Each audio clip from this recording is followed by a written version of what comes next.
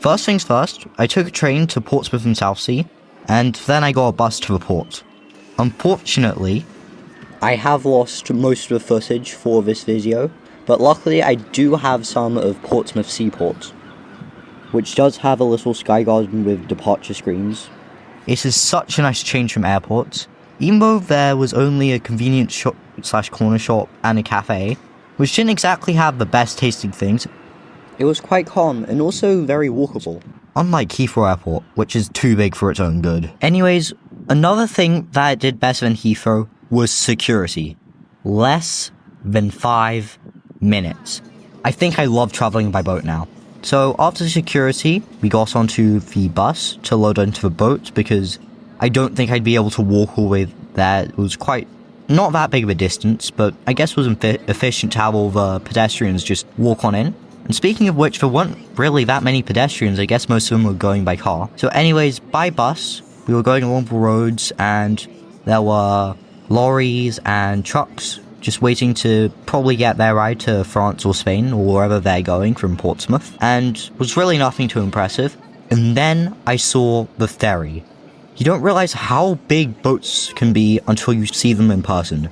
It had 10 decks. 10. Once I got on the boat, I clambered all the way up to the 7th and 8th floors. By the way, it feels like the boat is just eating the bus. That's how big it is.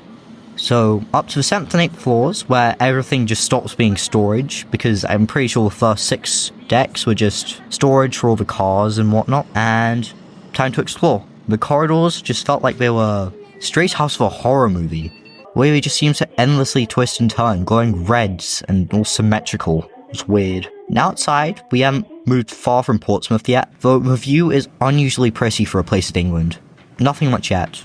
I guess I better go to sleep now. It was quite wet in the morning, seemed like it had rained all night. It was quite windy too, and there was an influx of fog. I promise there was, I just don't have any footage of it. It seems some of it has gotten lost. Breakfast, as expected, was overpriced, and people seemed to be enjoying themselves on the equipment outside to pass the time. There was some gym equipment. There are 2 restaurants on the boat. One is the fancier one, and the other one is the cheap one. I say cheap as in relatively.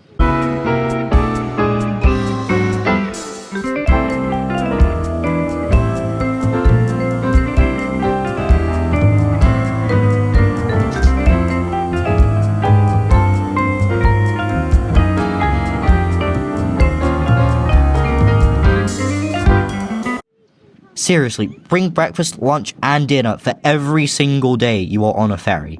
Lunch was okay, just not worth the price. On the boat, there was one duty-free shop, similar to what you'd find in an airport, and there were a few play areas for children.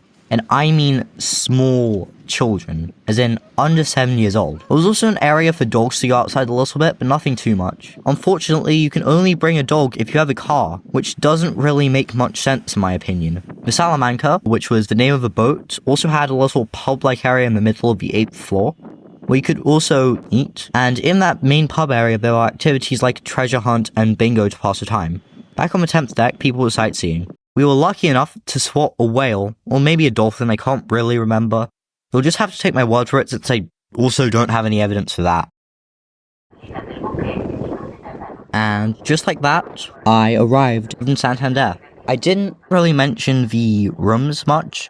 It was good, and there was a TV inside, which was good to pass the time, because there was not much to do on the boat, as previously mentioned. Santander, in my opinion, looks amazing. I'm going to make a video on Santander itself, but for now, thanks for watching.